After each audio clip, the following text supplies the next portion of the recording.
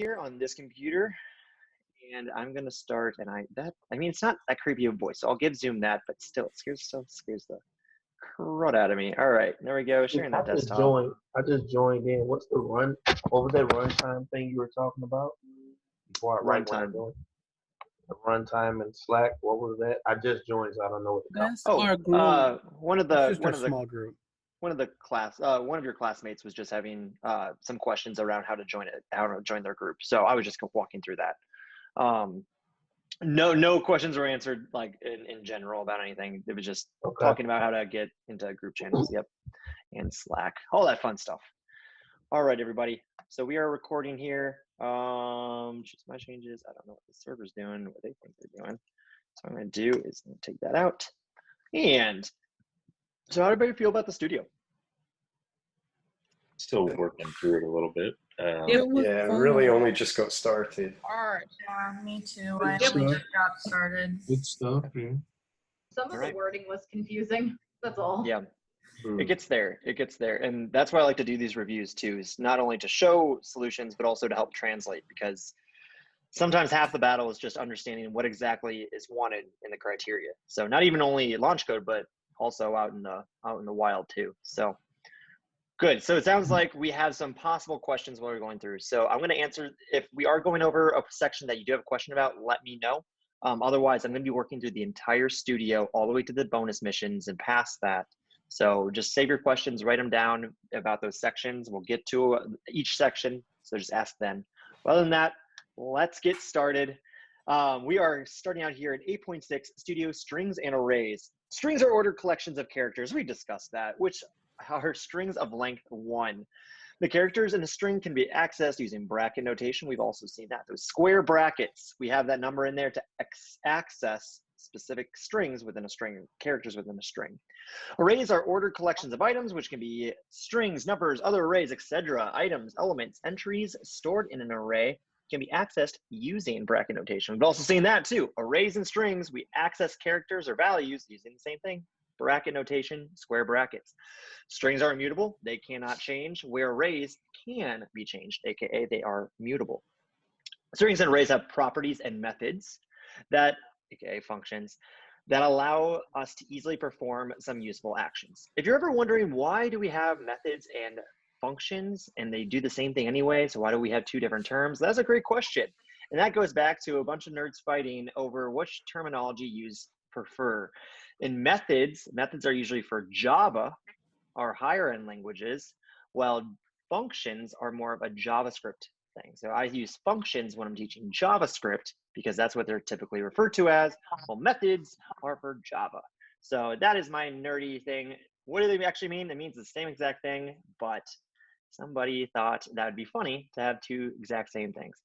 Anywho, let's move on to 8.6.1, string modification. Using string methods to convert a word into pseudo Pig Latin. Oh, fun. Honestly, I haven't done the studio yet, so this is gonna be a great time. Remove the first 3 characters from a string and then add them to the end. Launch code becomes launch curlu. Okay, use a template literal to print the original and modified string in a, wow, I said deprecated, descriptive phrase. Okay, so it looks like we're going to be taking a string, taking the first 3 characters and putting them at the end while retaining the other ones. Okay, that sounds doable. How are we going to do that? I don't exactly know. Let's read a couple more of these things just to make sure that we have everything in line that we need before we start the studio. Modify your code to accept user input. Query the user to enter the numbers of letters and that will be relocated. Okay, so sometimes it will be more than 3. That will be the second part we're going to do. And then finally, it will be add validation to your code to deal with users' inputs that are longer than the word, such as cases defaulting to moving 3 characters. Also, the temporal literal should note the error. This is a lot of stuff. All right, let's get to it. We're going to start with the first one, A. Remove 3 characters from a string and add them to the end. I'm going to copy that because I want to keep that for my own reference. So I'm going to come in here. I'm going to make a comment. This is what we're going to do. I like to use their example just because it shows me exactly what their input is and what my expected output should be. There we go. So what I'm going to do here is I'm going to put const because I'm going to have my example word. I have a quick question. What's up, Layla? If the directions are like a little bit different in the replit that we opened, does that matter? Let me go ahead and open actually the replit. Sorry, I missed that link down there. So let me actually open up what I'm supposed to do. So I open up the replit in the link. I see here, I'm going to fork it over to my own repository. It's forking, and here we go. It just sometimes has like extra things in there. And No, perfect. Thank you for letting me do, or thank you for reminding me to do that. Yeah, absolutely. So what I did for anybody else, I clicked this down here to get that replit up there. Should have done that to begin with. Thank you, thank you. All right, so let's start with part A. Use strings, use string methods to remove the first 3 characters from the string and add them to the end. Hint, to find another variable to hold the new string. Well, good, we are on the right track there. So we have string up here, which is a let for launch code. What we need to do is take the first 3 strings to see, or first 3 characters, and then put them at the end. What I'm gonna do now is I'm gonna go into launch code and I'm gonna go to our chapters and I'm gonna see exactly what things I know about with strings. I'm gonna come here, I'm gonna go to my methods, and I'm gonna see what exactly we have to work with. It says index of to lowercase. Index of, I know, just finds the index of a character to lowercase and uppercase are self-explanatory. That goes to upper or lowercase. Trim, replace, and slice. Now, slice. Okay, what exactly is slice here? It says it returns a substring consisting of characters from index I through index j minus 1. Well, I know what I need to do is come over to here to this guy and take these 3 things here and get a substring about that.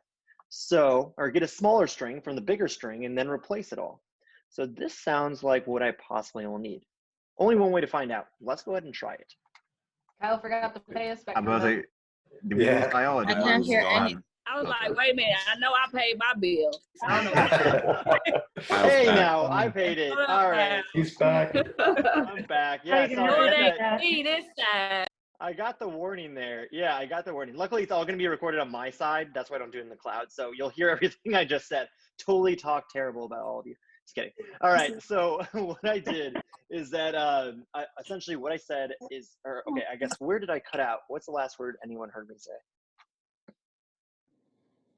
You could really just go over the whole thing again if you want. Yeah, he was like, I need to Right, take these exactly. letters That you were The gonna- last thing I heard you say was, what was the last word anyone heard me say? It For was sure. about I said, I can take Just that you're- string name All right, dot all right, all right. slice. So you're going to use slice. Yeah. Got it, got it. All right. Slice. Thank you for letting me know I glitched out.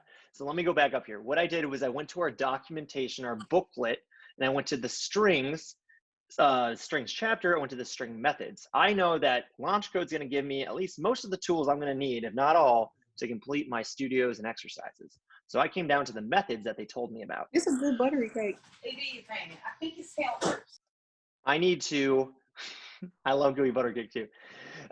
What I need to do is I need to find one of these methods or these functions that strings can use in order to take the first 3 letters of my launch code string, and that's all I'm going to do. I need to actually, that's my first step. Remember, we need to take baby steps here. So I see that I need to remove these 3 characters. I need something to do that. That's why we're in here. So I see index of, that just gets the index of a certain letter. That's not going to really help me get 3 letters into a separate string. 2 lowercase and 2 uppercase, that doesn't really do much. That just changes the case of the string. Trim, that just takes off white space, aka spaces. That's not really helpful. Replace, I don't need anything replaced. I need to actually get something. Then we come down to slice. Slice returns a substring consisting of the characters from index I to index j minus 1, meaning it gets the characters that I specify within the indexes I and j here. That sounds more about my alley, what I need. So I'm going to be using slice here to slice out a portion of my string. So what I'm going to do is I say str, which is the name of my variable. I need to tell which pet needs to do the trick, which variable needs to do the function. Str dot, and now I can actually call to my function. I'm going to say, wow, I just said trim. I need to say slice. I need to actually slice the numbers, slice the number of characters out of my string. Now, someone tell me, what indexes should we slice out of our string? 0 and 3. 0 and 0, 3. And Very good. one more thing, why are we using constant instead of let here? I mean, we don't want anything to be fixed in the new string. So right now I'm using const because I haven't had a reason to change to let. My own personal thing, and of course this is up to you as the developers, I stick with const until I have a reason to change to let. If I see a reason I need to reassign something, I'll change it to let. But if you, for a peace of mind, I'll put let here. I haven't had, again, a reason to reassign anything, but I'm happy to put that there just so we all have an understanding that it can be reassigned if we want it to. So that's why I use const. The second I would need to reassign, I would absolutely change it to let right away. Going back to the indexes 0 to 3, you are all absolutely correct. We need to start at index 0. And it says it goes to j minus 1. 3 minus 1 is 2. We need the first 3 letters, 0, 1, and 2, those 3 indexes. To make sure that we're actually getting back what we need, I'm going to console log the new string. Additionally, I'm also going to console log to see if it's going to do anything to str, our other variable. Console log str. So let's see what it does. Let's run this. So it says allow, and then it says launch code here. So it looks like we can get the new string here, lau, but also just have our str completely remain the same. So let's go back now. What we need to do is somehow try to maybe, or excuse me, what we need to actually do now is that we need to create the string with allow possibly on the end, or remove these 3 characters. And we gotta, I don't actually know which one's gonna be easier. So I'm gonna go back to the methods, see what I can do here. Let's see. What could we possibly do? Place. So what we could do then is that we can slice the rest of this string maybe, and then add that sliced part back on. What do I mean by that exactly? I want to slice now out everything after the index 2 to whatever, and then I'm going to take that string and add my new string on top of it. Let's actually see what I'm talking about. I'm going to say let other part of string equal str dot slice, and it says the start number. I want to start at index 3 now, but I'm not going to put an ending one. What I'm going to have it do is just go to the very end. End is actually optional. If I didn't want to do it optional, what I could do, excuse me, and say str.length. I could also do that. Let's see what this does. What I'm going to do now is console log, instead of str, I'm going to console log other part of string. I'm going to run that. Now look at what we're getting. We're getting lao, which is the first 3 characters, and then, oh gosh, can't even say that, nunch code as the other half. We now have our 2 portions together. The final thing it said we needed to do is put them together.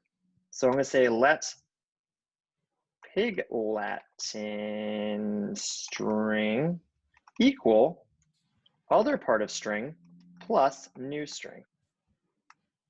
And now I'm going to console log that out. There we go. And I'm running that. And now look at that. We have our pig Latin string returned.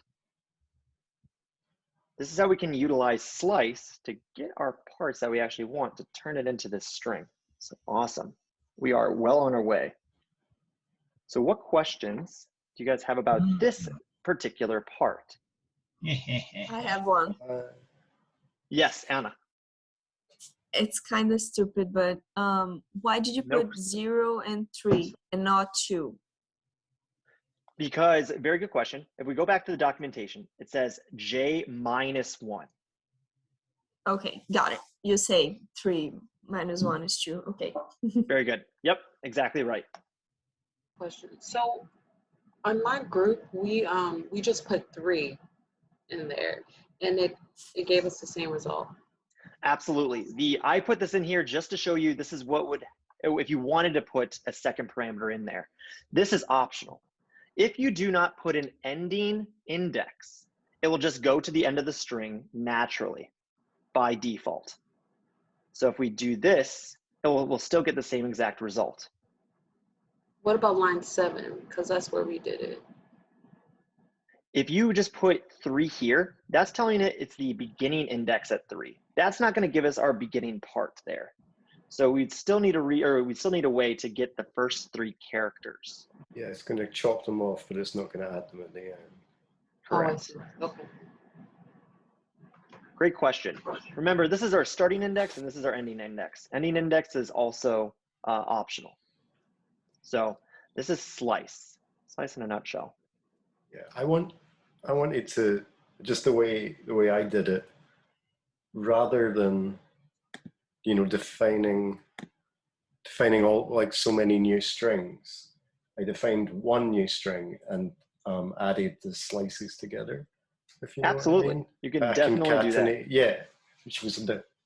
So what we can say is few less steps, sort of thing. Exactly. What I like to do is just define those variables step by step, just for clarification. But you are absolutely right. We can go ahead and just kind of make it a lot easier like this. And instead of all those lines, we can now console log one string. And we should get the same exact result at the very bottom. Lies, all lies. What did I forget? Oh yeah, just I cut and zero copy. There you go. Oh, and I totally mixed that up too. Doop doop.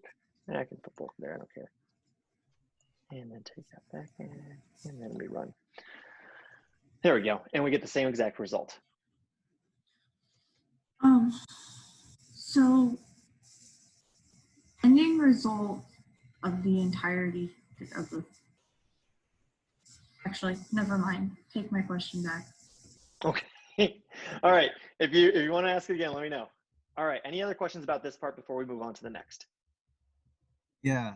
When I used slice, I had to specify like a start and end, but you just put slice in parentheses 3. How does that work? So end, to everyone talking about slice, end, the second parameter is optional. 3 is all we need. That's the start, and it will go to the end of the string naturally. If you want to specify a second parameter, you'd say str.length. This is also an alternative. Both will work because end is optional. We want to go to the end of the string regardless. Thank you. Yeah, sorry, absolutely. I'm no, realizing you're okay. You're okay. No, you already said that, but yeah, no, you're all good. You're all good. I just want to make sure that, like, yeah, end is absolutely optional. And that's a new kind of concept too, is that we haven't talked about optional parameters. Those are what those are called. So no, completely happy to repeat myself. All right, any other questions about this? All right, let's move on to the next step. What I'm gonna do here for our sanity is I'm gonna comment out all of this, and I will take the simpler approach because we are not paid by the line. So I'm gonna do this one line thing right here. All right, I keep going back there, and I'm gonna need the studio. So part B, modify your code to accept user input. Query the user to enter the number of letters that will be relocated. Add validation to your code to deal with the user's inputs. Oh, sorry, that's C. Wow. All right. Yeah, so now we gotta take any. There's actually a part before that as well, with the template literal. Ooh, fun. That's correct. Yes, Sorry. Let's do that. No, absolutely right. So let's go ahead and uncomment out all this, and I'm not going to go with the one-line approach in that case. I want to use the template literal, so I need some variables. Template literals are something that we unfortunately could not get to this lecture. As you know, it was action-packed, so we did not get to fit that in just yet, but we are going to go over for the studio. Template literals are a way to include variables, these variables that we've been creating, into strings in a more nice fashion than we have been with those pluses. Sorry to interrupt, but so where you have the second 3 on line 8, for example, it's just saying, so it's saying anything above the number 3 basically. At this point, yes. Anything after that third index, just slice all of that and save that into a variable. Oh. All right. And then we're gonna get out this Pig Latin thing because we don't need that anymore. We're going to take out these console logs. So we got all of our portions. Now we're going to utilize that to create the temperate literal. So what I'm going to do is come down here and say, well, let's say let my new string equal, and a temperate literal will start with the, I don't even know what they're actually called. They're below the tilde on the top left of your keyboard, the little quote, the third type of quote basically on your keyboard. We call them ticks. Ticks, thank you. Yes, little tick there. So ticks there, that's how you start a temperate literal. In here, you can write anything. But the fun thing about a temperate literal is that we can put variables in here. So we can write variables by using a $sign first and then curly brackets. As you can see with the color coding, it turns it to black, meaning that it knows it's going to be a variable in there. And that's when we include something. In this case, I want to include first the other part of the string. I'm going to say Pig Latin and then colon, just to show that we can write strings and our variables with each other. So the other part of the string, remember, is everything else after that third index. So that's what I want first. And then I need to put the other part back there. So I'm going to say new string. There we go. And now I need to console log my new string. My new string. Go. I'm going to run that. And now I see it comes back with that Pig Latin and the two variables attached to each other. So this is the way we created a string in a nicer way instead of adding, again, all those pluses to do it. So this is how we do a string literal. Any questions about this portion? I do have a question. After the curly bracket on 16, can you put a space between the curly bracket and the $sign, or should you not? Curly bracket like this? No, the other way, like in front of the $sign. Yeah. Oh yeah, absolutely. As long as this stays together. See how that stayed? This stayed black while this stayed, or this turned to red. Yeah, you need to keep that $sign and that curly bracket together to note that it's going to be a variable within there. Gotcha. Thank you. Thank you. Absolutely. And I'm going to show everyone too, just out of probably curiosity, if we ran this, what's going to happen is that now a space is going to appear between our now code and our allow. So we don't want to put a space there. We want it to all be one word. Yeah. So I'm going to rerun that and that space goes away. Very good. Very good question. Thank you for that. Absolutely. I have a question, please. Go for it. Is it possible for us to put, in front of the Pig Latin, to put a bracket and put like, not the color bracket, the regular bracket, and will it still print out? Bracket with a square bracket? No, just the regular round bracket. Curly bracket. Okay. So we have parentheses or a curly bracket? Yes. Parentheses. Sorry. Parentheses. No worries. So if we do this, yeah, absolutely. That's completely fine. So we run that. Okay. Yep. What it's looking for is the $sign and then the curly bracket. That's what the computer is looking for. Awesome. All right. Great questions, everybody. We all ready to move to part B, or any more questions? I'm sorry. What does this $sign stand for again? The $sign is to denote where a variable is going to start. So as we can see, $sign, then the curly bracket, it turns black here within our ticks, our quotes. Yeah. It just shows where the variable starts. Remember, temperate literals are to combine both words and strings. Words and strings together with variables. That's why we use the $sign and then the curly bracket. Does that help, Bruce? Yes. Okay. Any other questions? All right. We'll move on to B. We're going to modify our code now to accept user input. Query the user to accept user input. They should enter the number of letters that will be relocated. All right. So let's go ahead and do that. So what I need to do is utilize our input up here, our read line sync. I need to define this. In addition, need to define what we actually called this read line sync library, which is input. So I come down here and I'm going to say input dot, and then what's the function we've been calling off of input all this time? Question. Question. Very good. And inside we need to actually put our question. Go figure. So what character to start at. There we go. So I started defining my question, but remember, a function returns something, and my computer's not going to remember unless I tell it to. So I need to put in const index start. That's what I'm going to call it, because it's going to be the starting index where my pig Latin jump a mile or fire or whatever is going to start. But what I'm going to do is actually I'm going to change this to a let, because what I'm going to have to do is that index start is going to come back as a string. But we can't do math with a string. We have to turn it into a number. So what I'm going to do at this next line immediately is say index start equals number index start. What this does is converts our string, that number that's provided, into a number so we can actually utilize it. So that's what we just did here. Now, any questions about what we just did? I know there's a couple more steps, so hang with me, but any questions about the input and what we just did with the convert?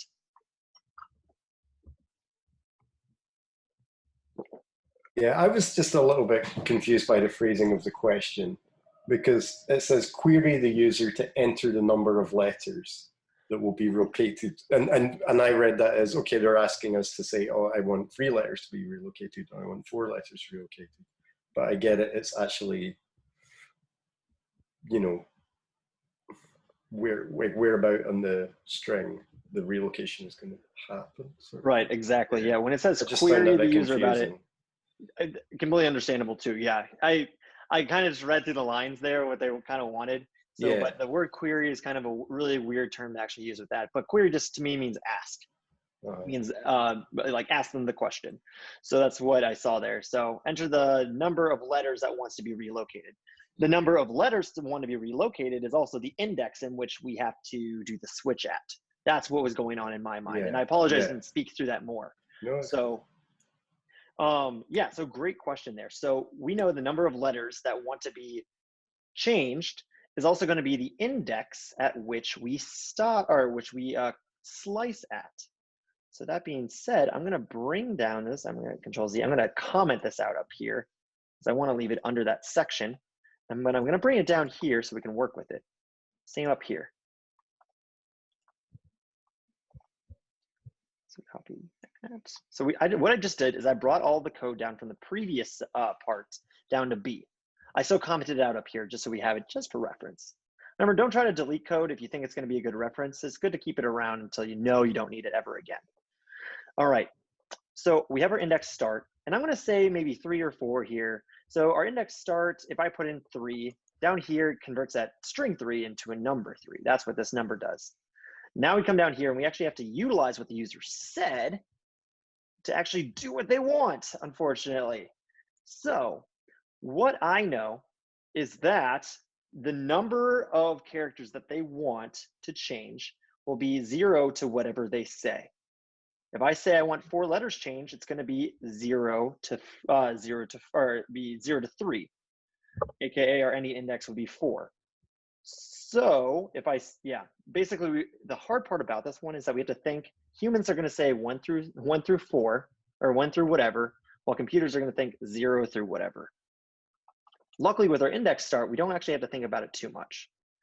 We know that index start is going to be a number. So I'm going to replace the 3's here with index start, because again, that's going to be the number of characters I'm going to want to change around.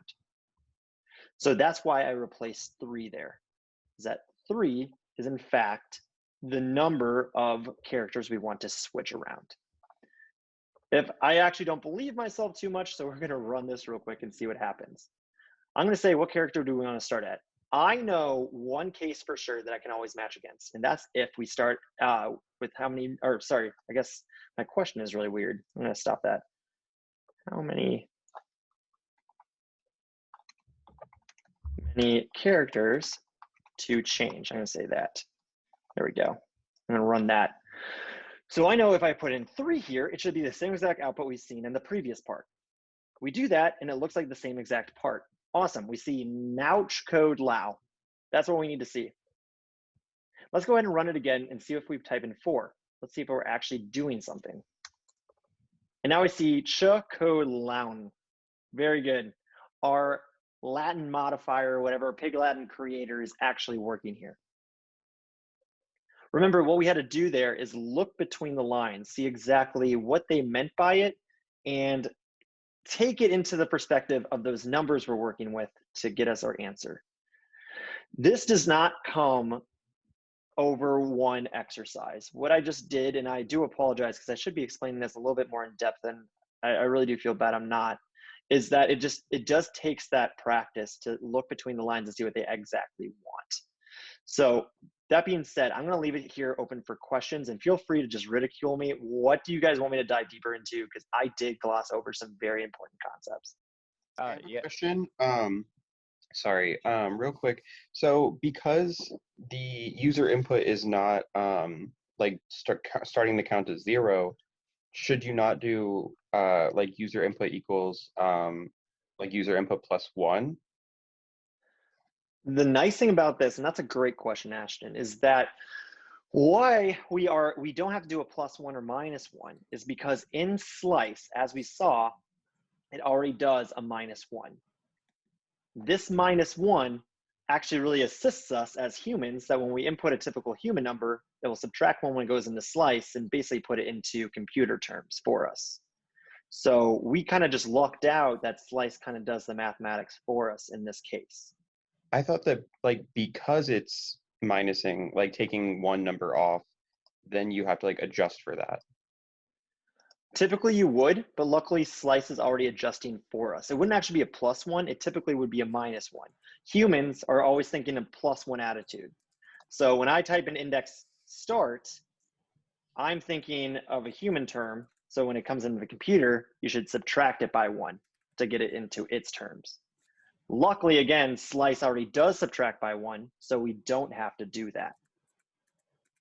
But then wouldn't that change an incorrect number of characters? Because you like asked it to change, like you put in number 4 and then it minuses 1. So wouldn't it only do 3? So yeah, let's work through it. So human input, Kyle's input, whatever. So I can actually type Kyle's input was 4. We want, now if I say 4, how many characters do we want to change around? 4. 4 characters. So if we want to do 4 characters, in computer speak, what is the beginning and ending index? 0, 1, 2, 3. 0, 1, 2, and 3. So our I, in this case for slice, would be what? What is our I? 0. 0. Right? 0. And then J would be what? 4. 4. Very good. Because J is going to be subtracted by 1 to give us our ending index. So that's why we can use 4, the human input, as our parameter in slice. It's just convenience that the math worked out this time. Hey, Okay. Kyle, are you going through all 3 studios tonight or just this one? Because it is almost 9 o'clock and there were 3 parts to tonight. There are 3 parts, and that's why I'm saying at any time people can log off. I'm here for a little bit longer, so I'm going to be working through this as much as I possibly can. I'll get to the end. If I'm down to me just talking to myself, I'm still talking to myself, but the studio will be completed tonight. So feel free. I'm dedicated. I'm going to teach you guys arrays and strings if it's runs me another ground. I'm here till the end, so. Thank you for asking that, Bree, because I was confused. Yeah, I asked because I normally do small sessions after Kyle's thing, and I was like, if Kyle's going to go until the end, there's no reason for me to do a small session because this is going to take forever. Definitely. It is, yes. And for the recordings, like for the studios, I have to go to the very end. It's launch code, so I have to go to the very end to show the solution. So, yep, I will be going to the end. But if anybody wants to drop off, this is not mandatory to stay on here. Feel free to please start any sessions of your own. Go and like help out. In other words, I teach my way, Bree, you teach another way. So whatever's the best for you all individually. Again, I'm just going to put these recordings out there. So of course it's accessible by tomorrow. So feel free to log off. All right. Bree, does that help? Yeah, that answers a question for sure. Okay. Yeah. Excuse me, where do you put these? I know you said YouTube, but where are the links normally? So we'll be tagged in the announcements channel. You're looking for all of the different resources that I offer. So that will be in the announcements. Look under pinned, and it will be there for the YouTube. If you still can't find it, direct message me, and I'm happy to send you the link. Announcements. Yes, hashtag announcements within Slack. All right, so that's why we're in Slice. Any other final questions before we move on to the next part? I just wanted to, this might be hard for me to explain without actually showing my code, but because I did things slightly differently before, you've defined new string, and then you've defined another string called other part of string, and you've basically added those together.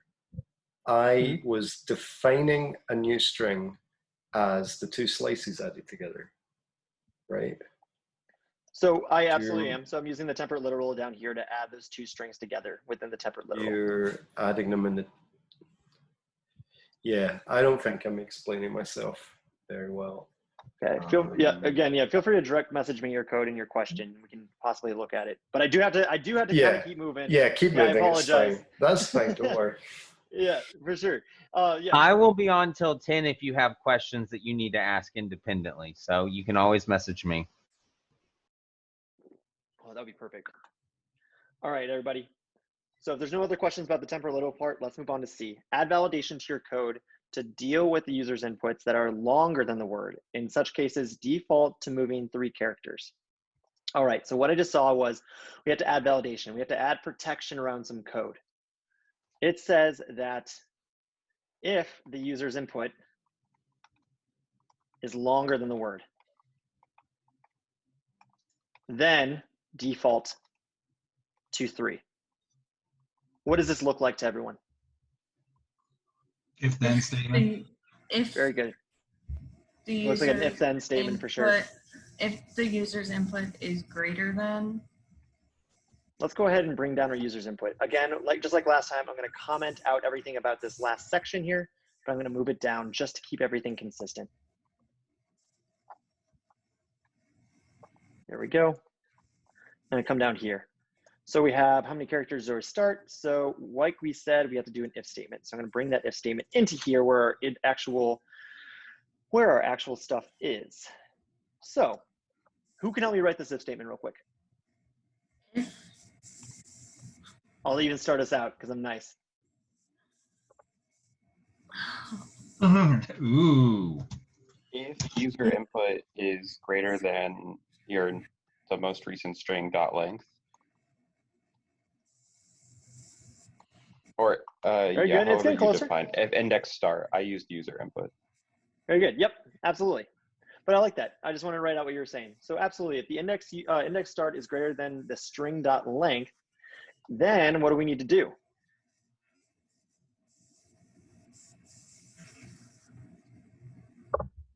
What's our then case? Assign 3 to index start.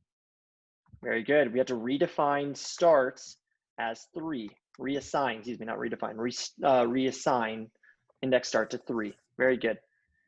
So there we go. Let's go ahead and try this. If I say 3 here, because again, that's our case, our typical case, we have the same thing. We run it, and now I say 300, we still have the same exact output. One more time, I'm going to try something. I'm going to say 4, which again gives us our case there. So what we needed here was that if statement. So that's how we can complete this section. Any questions about this?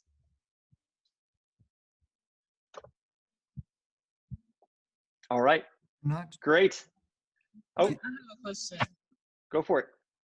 So why don't we use string length? Say that again. Hold on, Sorry, let me try to get the echo. Try it one more time. So why do we use string length? Like, can you hear me? String, yeah, I heard string, but I heard string less. Maybe like you see where it's line 43. Yep. So what is string length referring to? String length. String length, string is our variable, And then remember, variables or strings can do tricks, just like dogs or cats can do tricks. One of our tricks is length. Length is a property that gets us the entirety or the length of the string. If my name was Kyle and the string was my name, the length of that string would be 4, K-Y-L-E. That's what dot length means. Okay. And does it refer to anything? Like, so it's not a variable. It's like, okay. I'm trying to we didn't set a property for length. Length is just already like it automatically does something, right? Length, again, comes with the strings. Strings have those tricks, those functions, those properties with them. Length is one of those. So length came with string. It's just something we can call to in order to get information. Okay. See, that's why I was confused. All right. Thank you, Kyle. Absolutely. Yep, Kyle, I'm not trying to be asinine here, but like, you're good. So like, what if you didn't want to accept a default value if the number exceeds the length of the string? Could you count through your characters up to like repeating on the string up to 300 and then go from there? I wouldn't recommend from how we do our slicing down here. If I said 0 to 300 for my string, it's going to break. It's basically going to be like, I don't know what you're talking about. There's not 300 characters there. You could do that using loops in the future, but right now we couldn't. If you wanted to maybe take that 300 and turn it into something that you could use with the length, technically you can. You could do your index starts, and what you can do is mod your string.length if you really wanted to do that, to somehow utilize that user's input. So that is one thing you could do. But to loop oh, sorry, go ahead. I was kind of just curious as to whether you would think that that was a difficult question, and clearly it wasn't that tough. Well, I mean, it's tough in regards to depending if you want it specifically, but that would be the two approaches I would take, is a loop that we haven't learned yet, or you can do the mod operator. Awesome, thank you. Absolutely. All right, everybody, I'm going to move on here to the next studio. If you have any other questions about this one, feel free to DM me. All right. And also the question says all, hello? Yeah. The question at the end says also the template literal should note the error. So what does that mean, and how we should show the error? Yep, thank you. Forgot about that portion. Awesome, yes, keep me true to my word, everybody. I will get that. Okay, template literal should note the error. So what we can do here is that we can instead do an else statement. I'm going to just do this a very nicely fashioned way. No, let's not do that. What is a nicer way we could do this? So we have our new string up here. We have all that parsing. Okay, so what I can say is we can have up here maybe say let error message equals empty quotes. If it does have an error, we can say error message equals, what are you doing? This is an error. And now we noted an error, and now we can add it to our string literal. So worst case scenario, we could put an error at the very end if we have an error message. So in that case, if we run this and I type in 3, it looks normal, but if I run it again and type in 300, now it has a very big note saying, what are you doing? This is a big error. You shouldn't do this. Does that kind of answer, hopefully that answers how I would kind of denote an error in this. All right. just add it to the string literal, just keep appending that kind of stuff. But this is a way you can do that. There's also a couple other ways we could possibly use a Boolean as a flag to say, oh, this is invalid, things like that. So, all right, let's keep on moving on. Alrighty, so we're gonna do this one now, 6.2.3 or 8.6.2. So go to Replit, let's go into it and start. I'm gonna fork this one as well. Oh, there's 58 people holding on. Keep going. We're gonna get through this together, no matter how big the bags under my eyes are gonna get. All right. So what I'm gonna do is that I'm gonna go through these explanations. I am gonna go not too much in depth, but if you guys do need any extra explanation, please let me know. All right.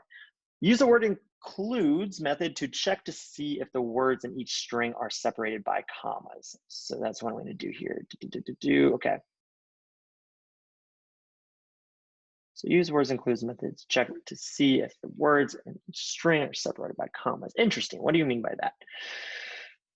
It's exactly what that one says. So let's see this one. Okay. Well, I mean, we can totally do that. So, I mean, if that's all it wants, console log. Let's say prototype array one dot includes and then comma. Let's go and run that and check it out. It does include commas. Okay, how many prototypes do we have? We have 4, so let's go ahead and do that. 3 or 4. Ooh, give me 1 second, everybody. I'll be right back.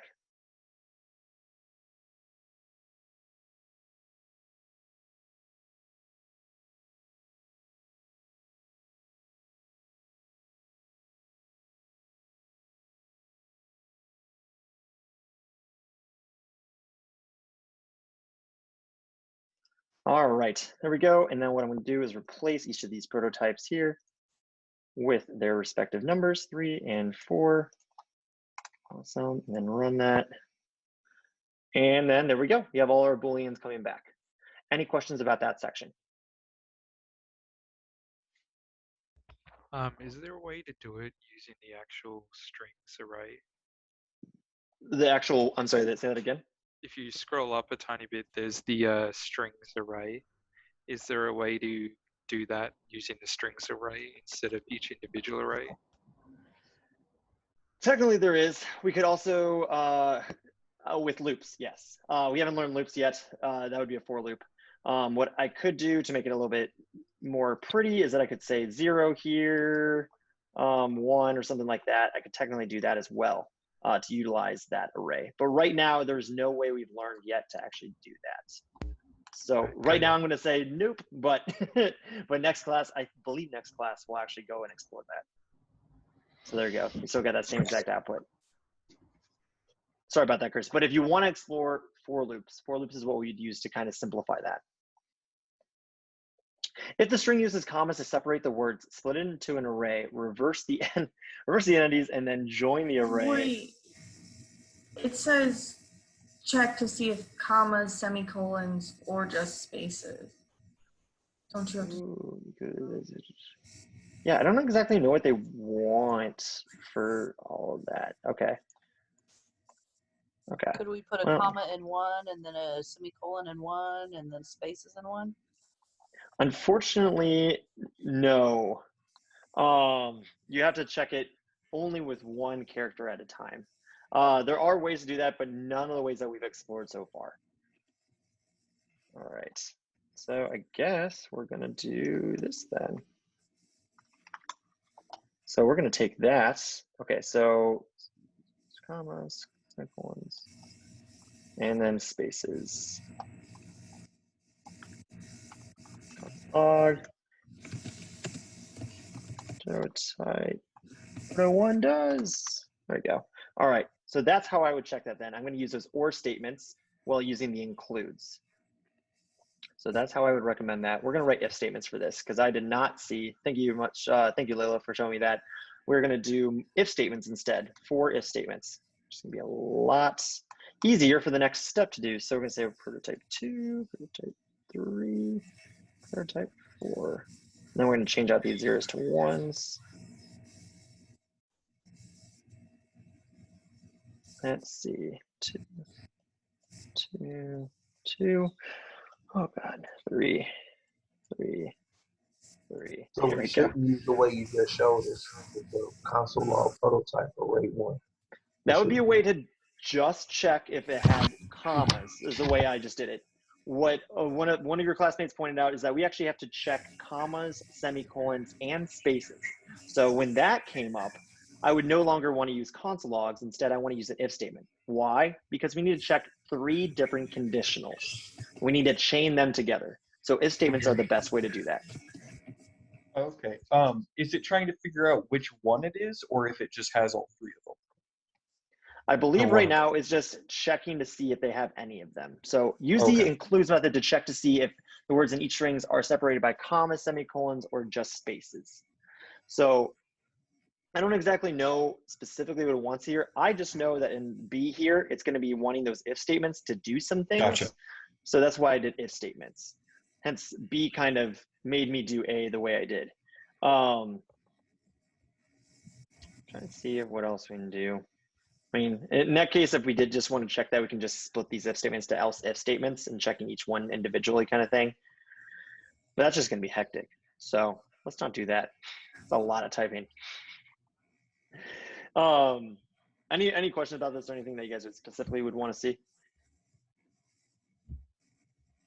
All right, we're going to move on to B then. So I have used instead of Oh, go ahead. strings index, I have used proto array, the name of the variable. Mhm. Dot includes parenthesis, comma, and or condition, but it says that if strings dot it shows me an unexpected identifier. Mm-hmm. Yep. So that's gonna be a specific error. Take a look at what we're doing here on this screen and use that as a strong reference in your own program. Remember, things have to be wrapped in quotes if you're trying to define what it needs to look for. So if you do continue to have problems, feel free to DM me that direct question. But yeah, for those syntax errors, look at the line, look at the character that's happening on, and use this code or other code within your book in order to fix that error. Okay. All right, so we're gonna move on to B here. If the string uses commas to separate the words, split it into an array, reverse the entities, and then join the array into a new comma separated string. All right, let me make sure. Each strings, yeah, okay. If the string uses commas. So what I'm gonna do is I'm gonna copy this if statement up here. So is this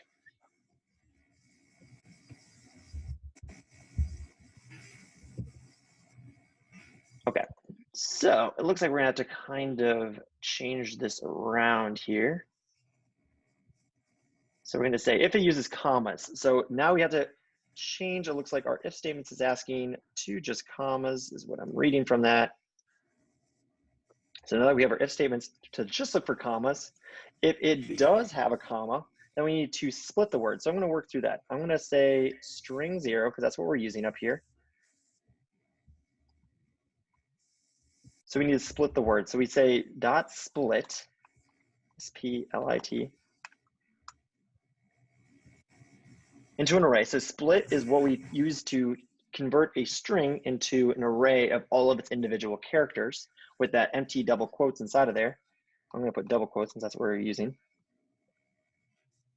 Reverse it, so reverse that.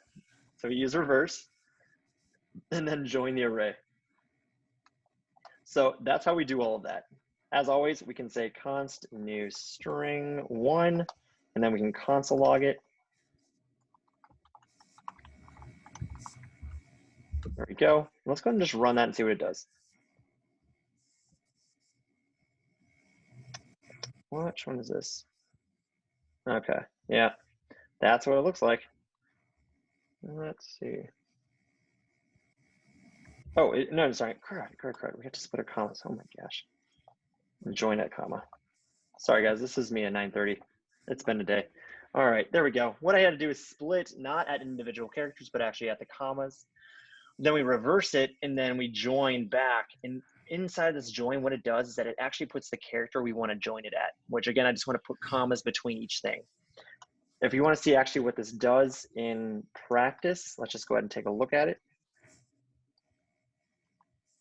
There we go.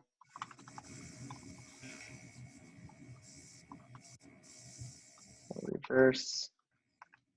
And then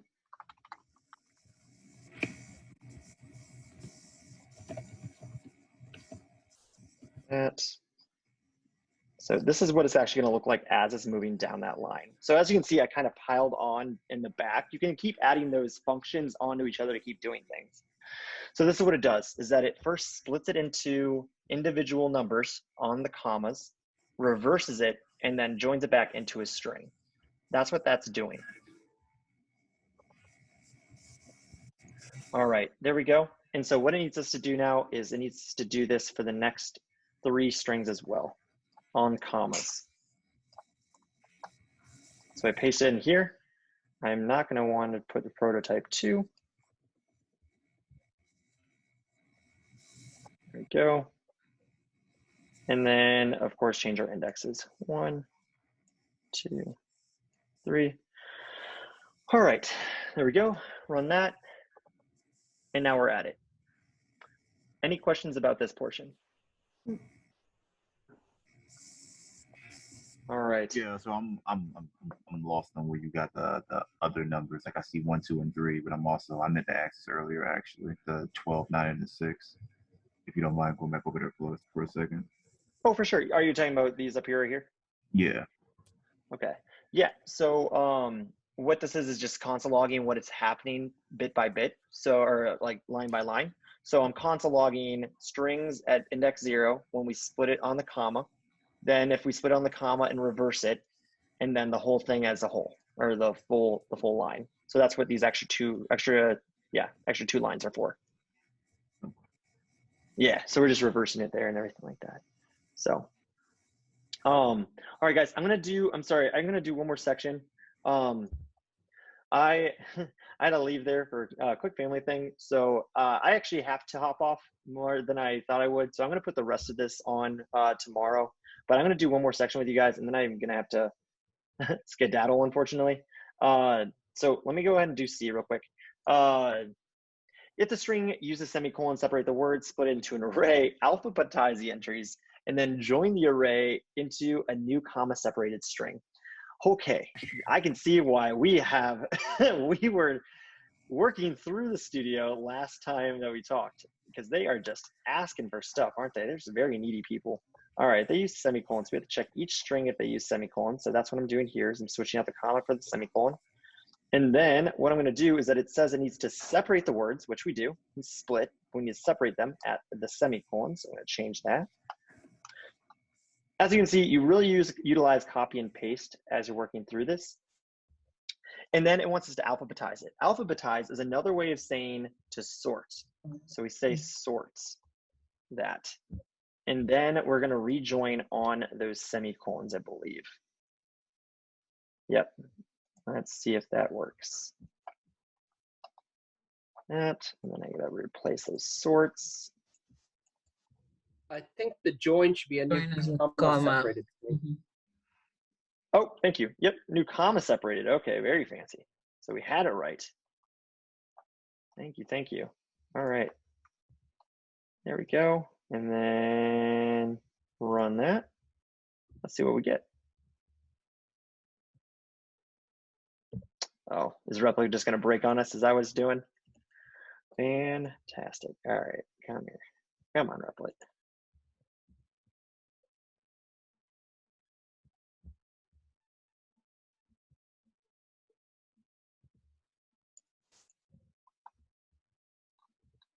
There we go, rerun that.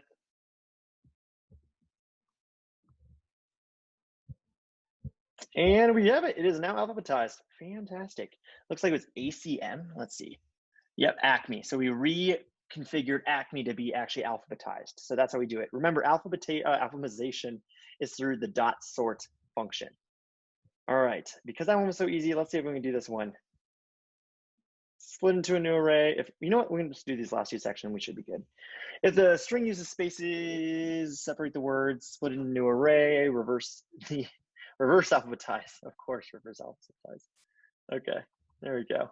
So what we're gonna do is that if it uses spaces, so if it includes a space, so we replace the semicolon with a space.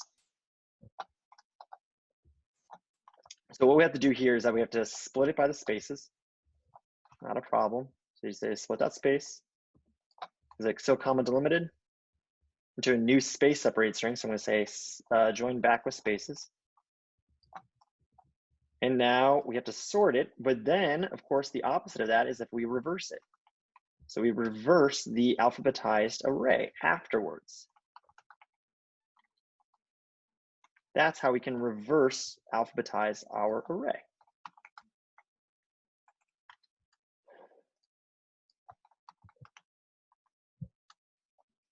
And there we go. Let's run this.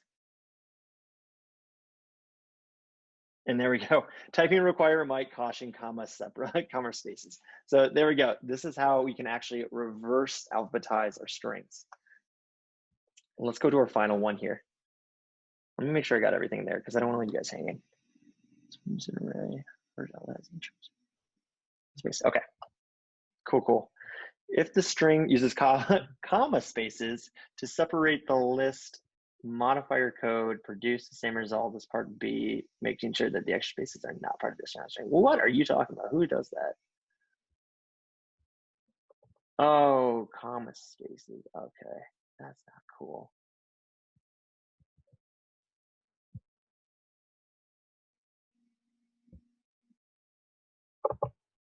Okay.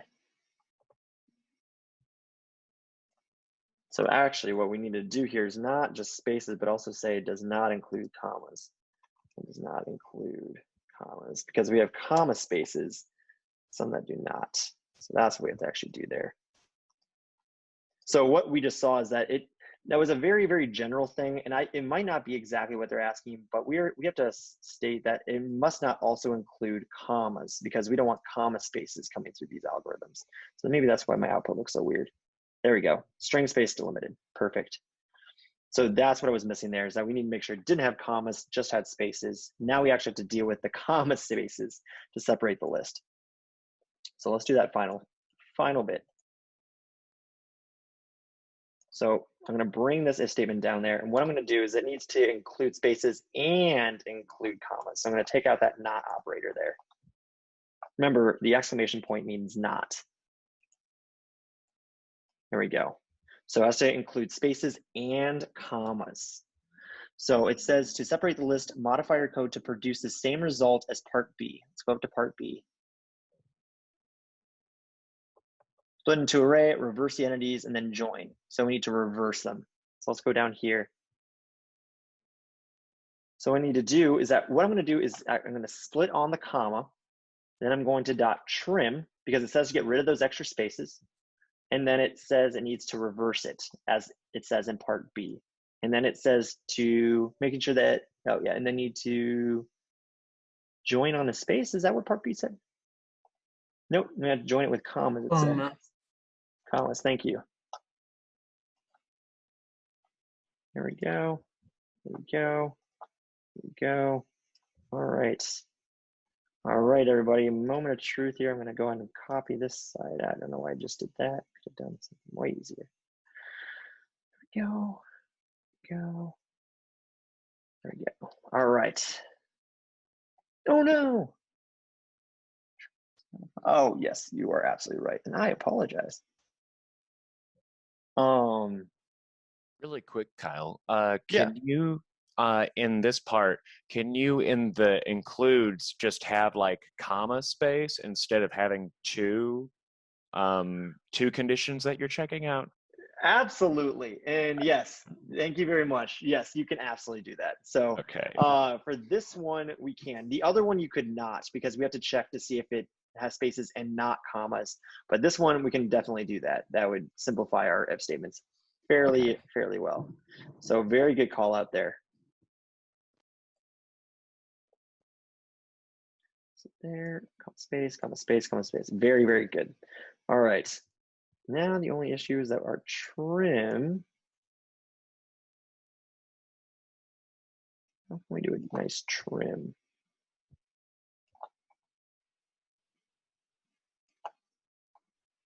Oh, yeah, what am I talking about? We can split on the comma space. Thank you. Hey, that solves 2 problems. Awesome job, Brandon. There we go. I was like, how am I going to do this without running some weird stuff? All right, there we go. We have now taken out those comma delimited spaces or comma space issues and combined it together with those commas. So that is what they're going for there. All right, and they wanted to reverse it just like in part B. So we followed that step as well. All right, so we've reached to the end of this one. What questions do you guys have for me? I have a few minutes here. When is since there's like another studio too, when is this all due? So basically the studios are due when you're done with them. They all have to be turned in by the end of the unit, but it's best not to fall back on them.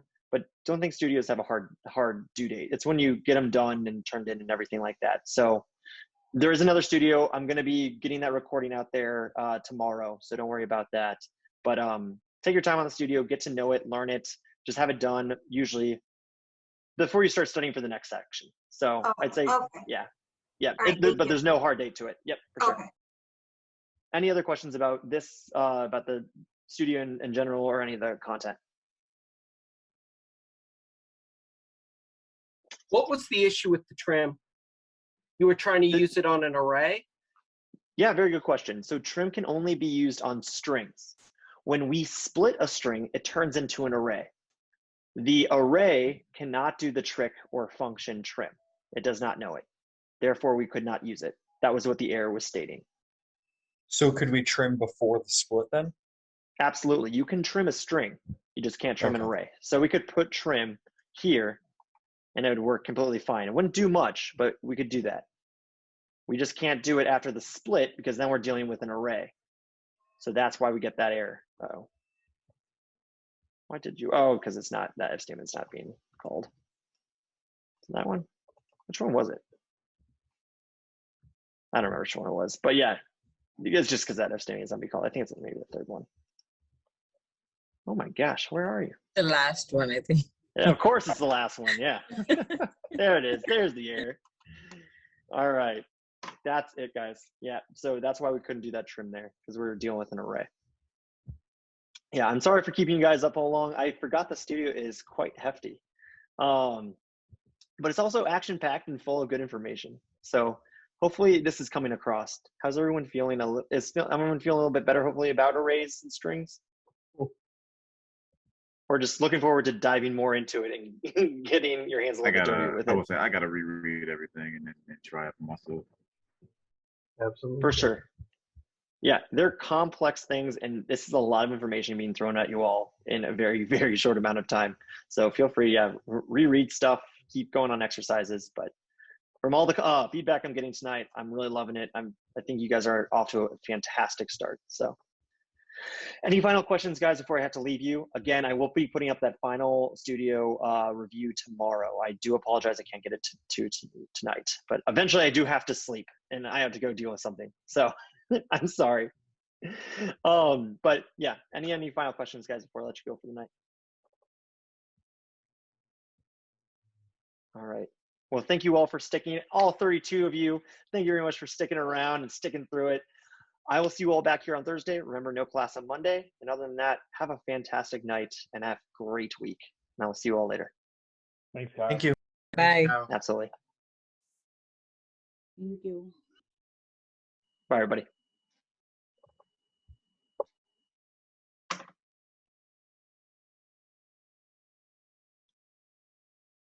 All right, so hey everyone, as you know, I was not able to finish the studio last night live, so here I am recording the last bit of this studio just to myself. So I'll be talking to myself in this, but hopefully you all will get some of the concepts out of it by just me going through this. Before we ended last night, we finished 8.6.2, the array and string conversion here with all of these sections, and we did it in our replit. So we're gonna come down here now to 8.6.3, the bonus mission, multi-dimensional arrays. Arrays can store other arrays. We know this because multi-dimensional means it's a 2-dimensional or a 3-dimensional array, which if we can picture that, it's an array by an array, an X and a Y coordinate system or an XYZ coordinate system. So we're going to be keeping that in mind as we move forward here. I see part A, The cargo hold in our shuttle contains several small storage spaces. Use split to convert the following strings into 4 cabinet arrays. Alphabetize the contents of each cabinet. All right, and it gives us some of that. And it looks like we're going to have to initialize a cargo hold array and add the cabinet arrays to it. Print the cargo hold to verify its structure. Query the user to select the cabinet 0 to 3 in the cargo hold. Use bracket notation and a template literal to display the contents of a selected cabinet. If the user entered on an invalid number, print an error message instead. All right, and then bonus to the bonus, and we'll explore that in a bit. So go ahead and click on this link down here, code it at Replit. So we're going to come over here. As always, I click on the top right fork. It's going to fork it into my repository so we can actually do this in my own code base. It's going to load those files here.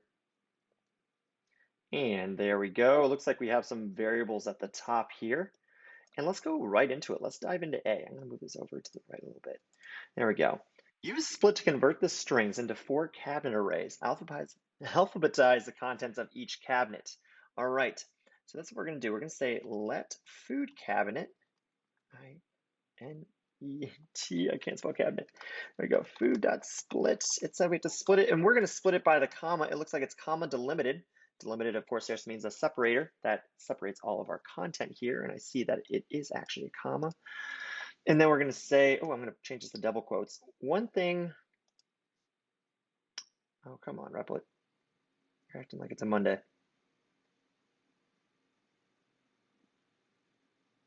There we go.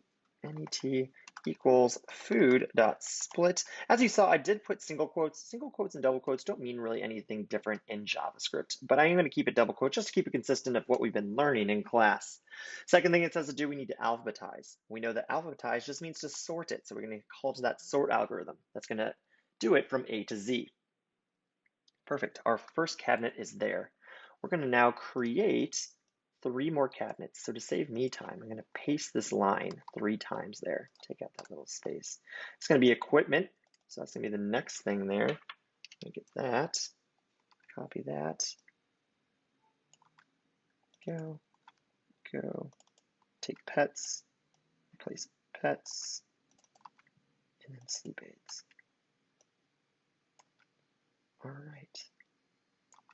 So there we go. And now I'm going to console log out each of these just to show that we are actually doing this, and also double check because you never know if there's going to be some unforeseen error. So let's see, equipment cabinet, perfect. Console log again, pets cabinet, and then the final console log there, sleep aids cabinet. Let's see if it actually did it. We're going to run this now. We're going to see our output on the right-hand side here. And it looks like it did, in fact, alphabetize the first one, chocolate, C, starts with the C, ends with the water bottles, W. Same on the second one, the third one, and the fourth one. Looks like everything is A-OK for this first part. All right, so we use the split to split it by our commas, then sort it, so it's now alphabetical. All right, fantastic to see. Now it says initialize a cargo hold array and add the cabinet arrays to it. Print cargo hold to verify its structure. All right, let's go ahead and do that. So we know how to create an array. We know that to create a variable cargo hold, we always start with our let or const. In this case, I'm going to keep it consistent with the let. Even though I don't think cargo hold is going to change, keep it consistent, and 3 letters instead of 5. Let's go with let. I'm going to say cargo hold. There we go. And then to start building an array into a variable, we start with those square brackets. So I'm going to put a square bracket there. And then it says to put in our cabinets as our values into our array. So I say food cabinet, equipment cabinet, pets cabinet. We always need pets on with us in space. And then sleep aids. Perfect. And then it says to console log the cargo hold to verify our structure. There we go. What I'm going to do here is I'm going to comment out each of these just so we don't see that when we're actually running it.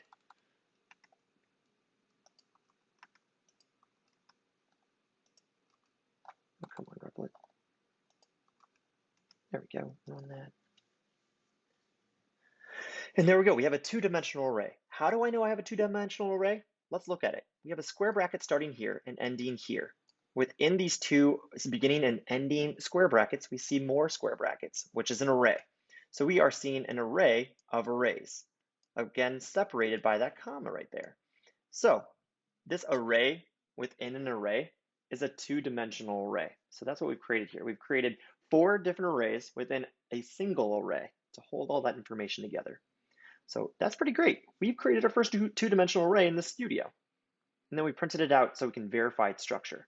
Highly recommend to always print out your output there just to make sure that everything you're seeing is what you want to see. It's how we can double check our work.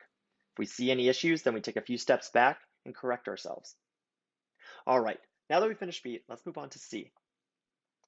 Query the user to select a cabinet 0 to 3 in the threshold. So query the user. Query the user means to ask the user. To ask them a question, we need to go up here and we actually need to bring in our input. So we say const input equals require, and then the package or the library we've been using is the readline sync library. Readline sync, there we go, and C, perfect. So we brought in that package. This is going to let us talk to the user and ask questions.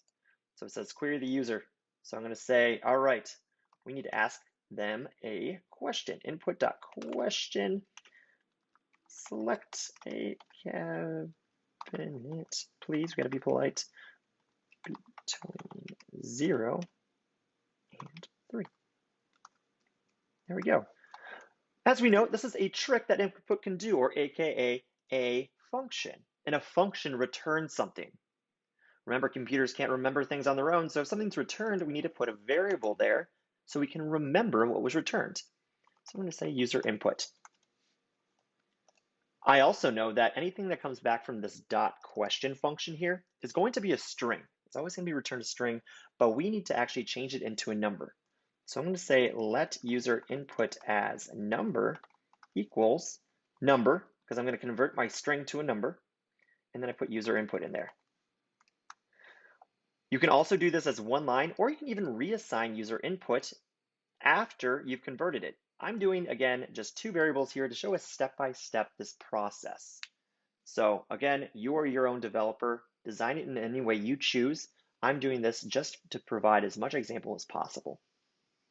All right, so now that we have queried our user and we get our input back as a number because we've converted it using this number section here, we are good for step C. But I'm just to make sure, let's console log our user input as number, and we're also going to console log type of to make sure it's actually converting. So let's say user input as a number. So from what we just described above, I'm expecting our output to be, I'm going to comment at the console log up here just so we don't get that back. I'm expecting our output to be the number, which is whatever I select, and then my type of user input as number, the type of should be a number. So let's go ahead and run that. It says to select between 0 and 3. I'm going to expand this a little bit so we can actually see it. I'm going to say 2. Perfect. It came back as a 2, and also it said number. Exactly what we needed to see. So we are well on our way here. So we do not need this console log, so I'm going to just fully take it out. That was for our benefit. And we're going to move on to D here.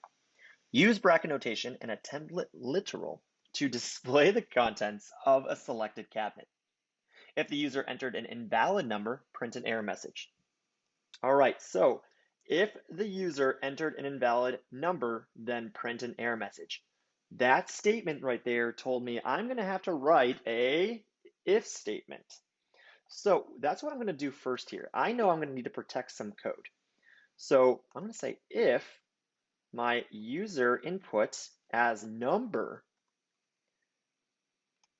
is less than 0, meaning they typed in a negative number, or user input as a number is greater than 3, then I'm going to print out an error message. Let's say console log error cannot compute because I'm a computer. Ha. All right, there we go. So let's go ahead and talk about what I just did here. I did a constraint of numbers here in my conditional. Constraint meaning that I am checking to see if my user as an input is less than 0 or my user as an input as a number is greater than 3. Meaning that if it is not between 0 and 3, then I'm going to get that error. And I'm happy that I looked over this because I'm actually having an issue myself. Nope, I take that back. I am fine because we have 4 of those. So we need 0, 1, 2, and 3 because we have 4 different cabinets. So that's why we can do 0, 2, 3. So that's what this conditional up here is doing, is checking, is the number lower than 0 or is the number higher than 3? If either of those are true, because we use the OR operator there, then we're going to print out our error.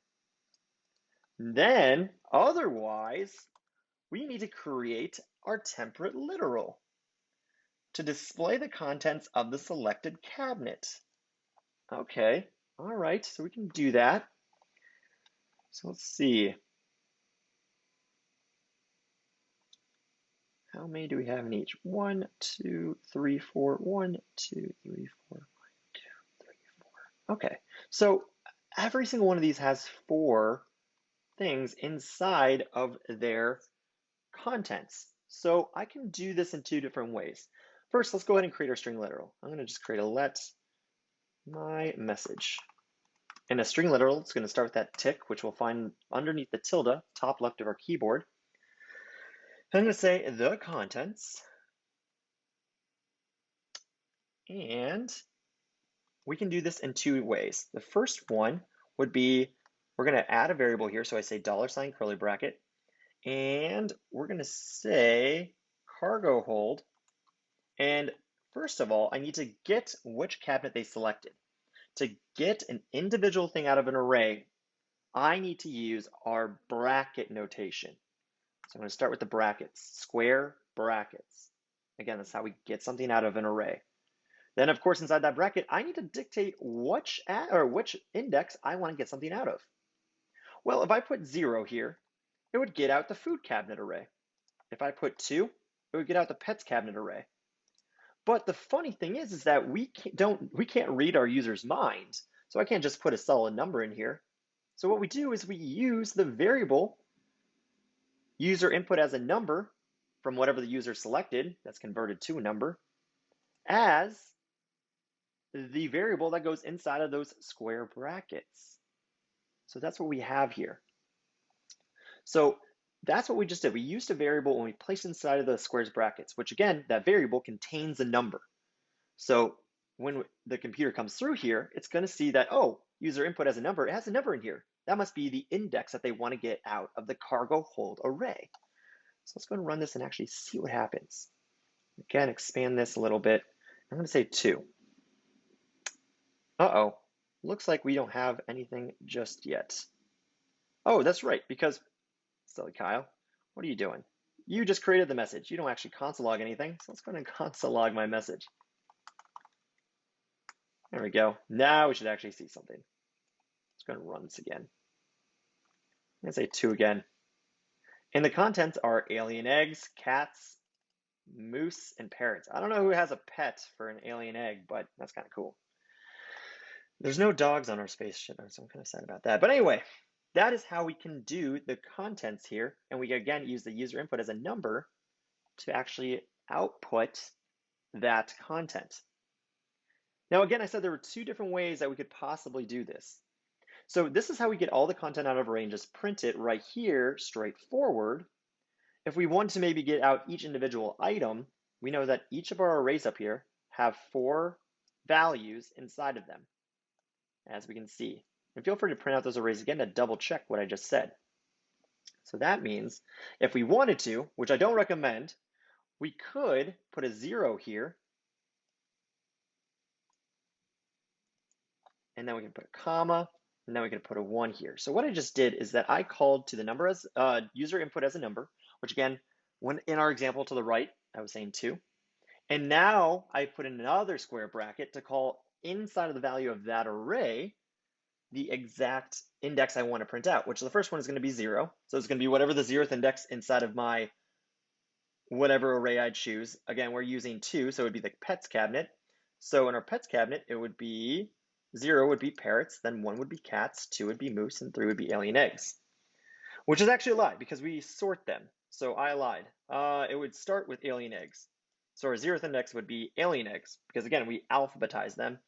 Then how well do I know my alphabet? Cats would be next Moose, right? Moose and then parrots. Answer, I don't know my alphabet too well. All right, so I'm going to show you the rest of this one. So like we said, we can just put a comma here, and then, oh, forgot the dollar sign. We see that because it's red. 2, one more dollar sign again, and 3. Now let's go and run this and see what we get.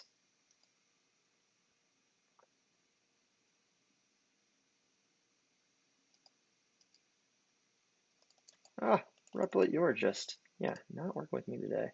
All right, there we go. All right, I'm going to put 2 in here again. And now we see we get back the same exact output, except this time it shows that comma and that space, so it kind of looks a little bit nicer. So this is an alternative that you could have gone when creating your template literal for this. So just showing you 2 different ways. The really cool way about this one is that we are utilizing the 2-dimensional aspect of our arrays.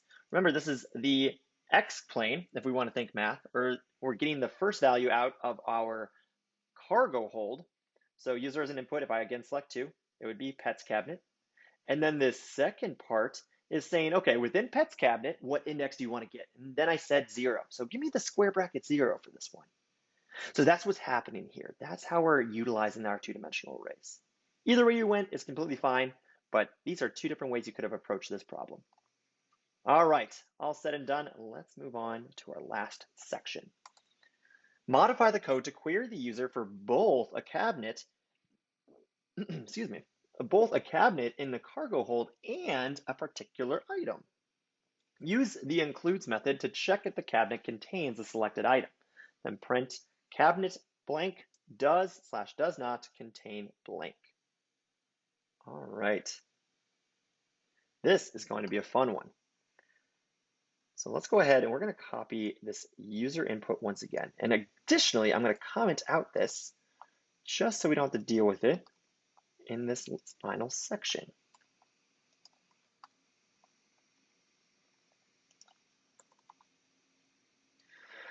All right, there we go. So it says modify the code to query the user for both a cabinet in the cargo hold and a particular item. So I'm going to keep this consistent. It's going to select a cabinet between 0 and 3. I'm going to still need to convert it to something. And then I'm going to say let item name equal input.question. Which item are you looking for? All right, there we go. Now about this, we don't need item name to be converted to anything. It's going to come back again as a string. So I'm not going to need to convert item name, which is great. So it's going to stay just like that. So now we have which cabinet we're going to look in, which is going to be here. User input it as a number. It's going to bring back which index they're going to want. And then our item name. What item are we looking for in that particular cabinet? All right. So here is what we need to do. The final thing it says we need to use the includes method to check if the cabinet contains the selected item. Then print out cabinet does or does not contain blank. Again, we saw that keyword there, if. So I might have already said it, but what are we going to be using? If. Am I talking to anybody right now? Absolutely. I'm talking to a blank apartment, but I'm hoping you're answering with me. If. We are going to be using if. So if. So how do we get our cabinet, specific cabinet out of cargo hold? Well, of course, we are going to say cargo hold. Again, that's the variable we want to get out. Square bracket. And again, just like above, we need to say user input as a number. So if cargo hold user input as a number, and this is going to grab what specific cabinet where you want to look in. Then we say dot includes. And then here, if say we grab the pets cabinet again, pets cabinet has parrots, doesn't it? Yes, it has parrots. So down here, if we wanted to check if whatever has parrots, we type in typically a string using those quotes into the includes to check if it has parrots. But we know that we don't want to just check for parrots. We want to check for whatever the item name that the user provided is there. So I'm not going to type in parrots directly. That was just there for an example. We're going to actually put the variable name that contains a string within it inside of our includes. Then finally, our curly brackets here. Now, what does this actually do?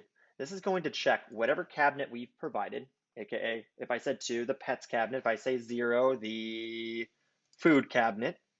And then it's going to say, okay, inside of that food cabinet or that pet cabinet, does it include whatever item name I supplied, parrots? If this is equal to true, then I want to print out a temperate literal. So I'm going to say const my message. I'm going to say const because I know my message is not going to change. It's going to stay within this if statement. So I'm just going to use const today. You know what? No, I've been staying with let. Let's just go with let. But you can use either in this scenario. Sorry, I'm changing my mind today. Cabinet.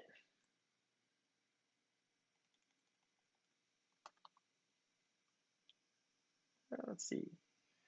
Cabinet. And I'm going to say which cabinet they chose.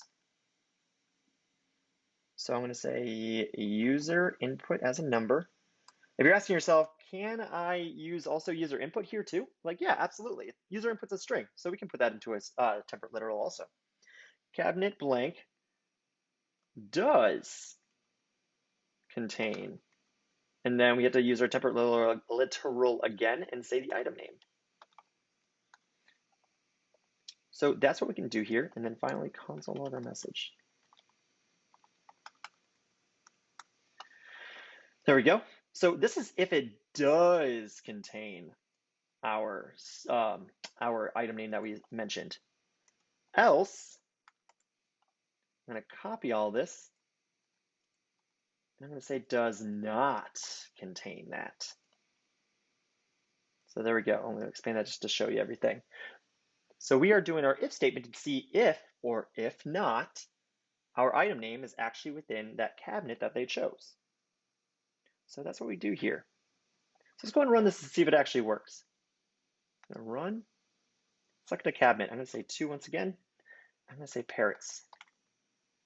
Looks like cabinet 2 does contain parrots. That's great to hear. Let's run it one more time. Let's say 2.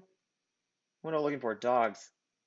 Cabinet 2 does not contain dogs. See, I'm very upset.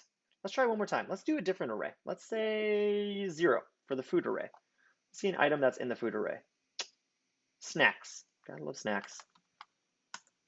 Cabinet 0 does contain snacks. What about this? What if I type in 0 for the food and I say parrots?